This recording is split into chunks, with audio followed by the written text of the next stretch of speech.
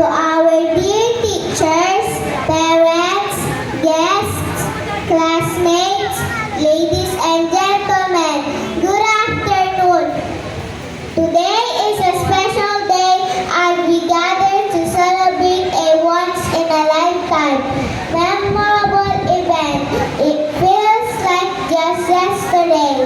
We took our first steps into the world of learning, and now we are ready to take another leap forward.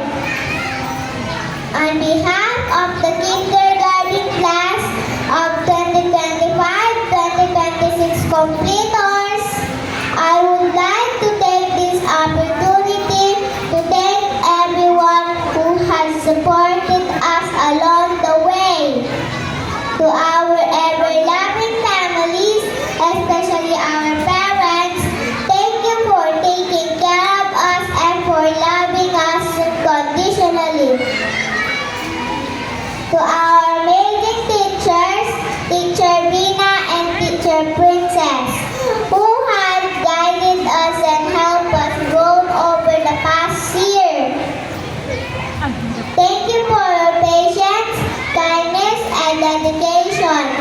You have taught us so many things, from our ABCs to counting, and most importantly, you have shown us the value of kindness and sharing. We will always cherish the memories we have made with you. Above all, to our Almighty Father, who has always been our protector and great provider, thank you.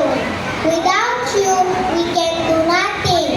As we move up to our next journey, we know we will face new challenges, we will learn more letters, read bigger books, and solve more complex math problems. But I know that we are ready, we are brave, we are smart, and we are capable of achieving great things. Let us remember to be kind to one another. Together, we can create a classroom where everyone feels valued and included.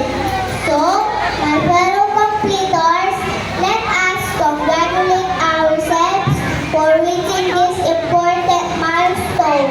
Let us be proud of what we have achieved and excited for what lies ahead.